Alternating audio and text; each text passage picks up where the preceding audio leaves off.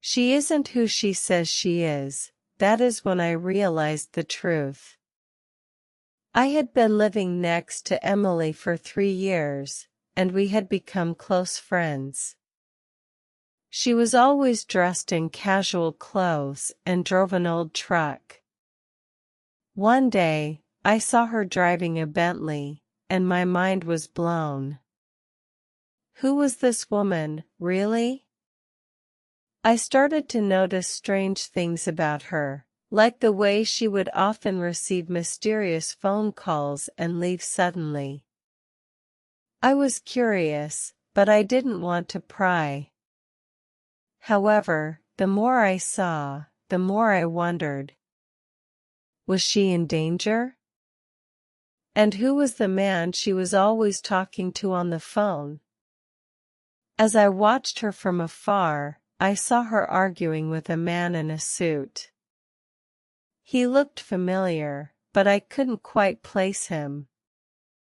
Suddenly, it clicked, he was the billionaire who owned the company my brother worked for. What was Emily's connection to him? And why was she keeping it a secret? As the days went by, I found myself becoming more and more intrigued by Emily's secret life.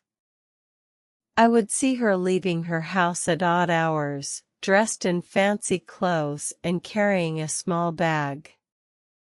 I wondered where she was going and who she was meeting.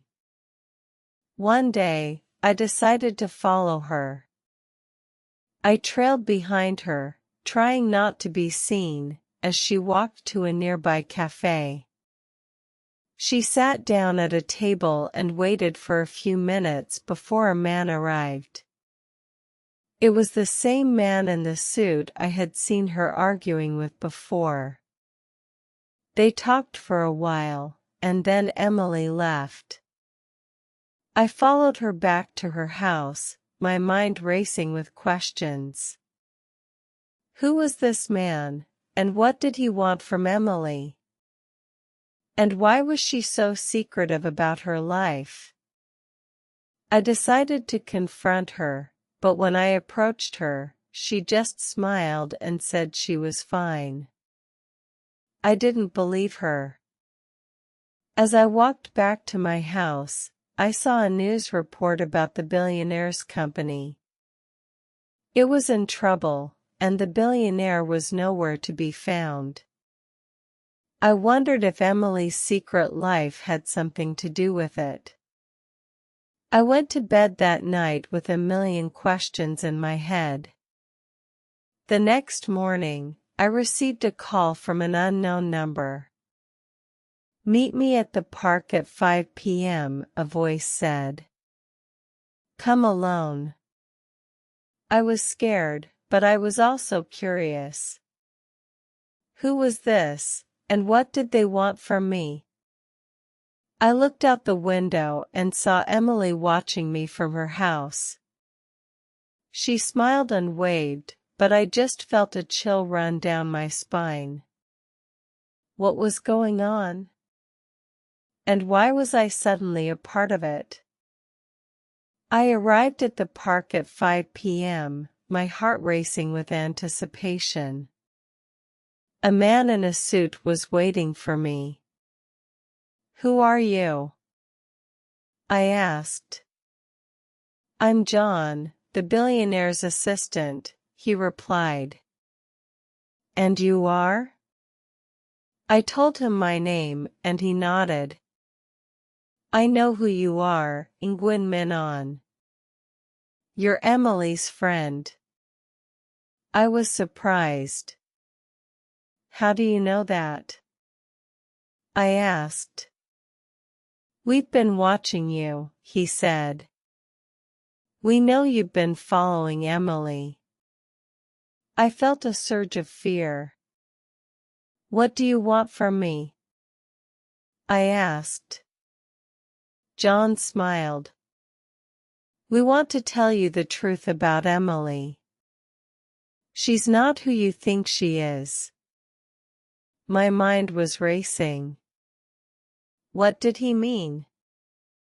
Was Emily in witness protection or something? John started to explain. Emily is the billionaire's wife. She's been living in hiding because of death threats. I was stunned. Why didn't she tell me? I asked. John shrugged. She was trying to protect you. I felt a mix of emotions: shock, anger, and fear. Why had Emily kept this from me?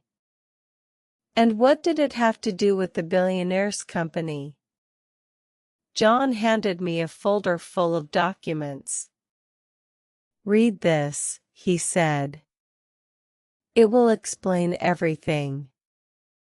I took the folder, my mind reeling with questions. As I walked back to my house, I saw Emily waiting for me. I know, I said. I know who you are. She looked at me, tears in her eyes. I'm sorry, she said. I was trying to protect you. I didn't know what to say. Part of me was angry, but another part of me was scared. What did this mean for our friendship? And what did it mean for my life? I spent the rest of the day reading the documents. It was a lot to take in.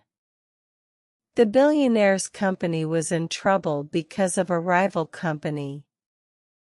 The rival company had been trying to sabotage them, and the billionaire had been receiving death threats.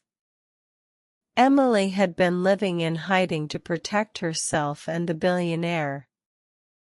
I felt a mix of emotions: shock, anger, and fear. Why had Emily kept this from me? And what did it have to do with the Billionaire's company? As I finished reading the documents, I heard a knock on the door. It was Emily. I'm sorry, she said. I was trying to protect you.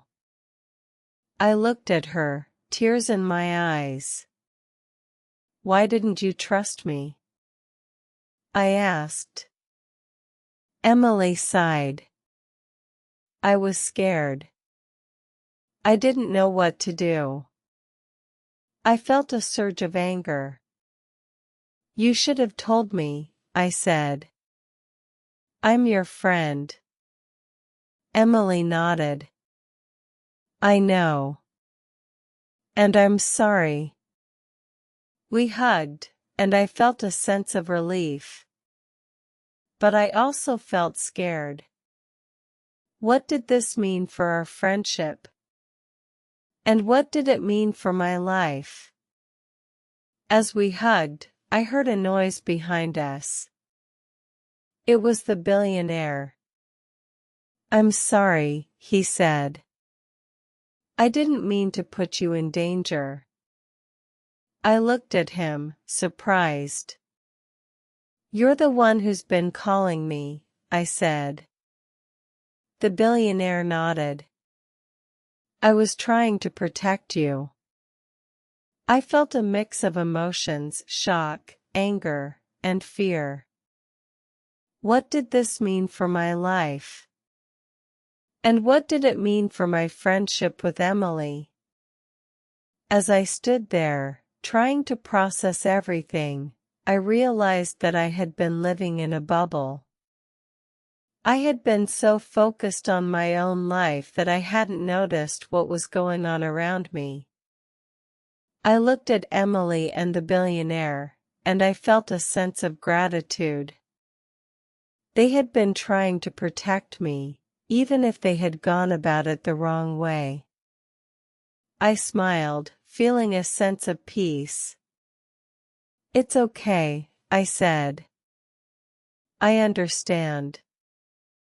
Emily and the billionaire smiled back, and we hugged. As we stood there, I realized that sometimes the truth is hard to accept. but it's also liberating.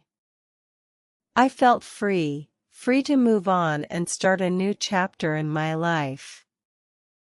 And I knew that no matter what happened, I would always have Emily and the billionaire by my side.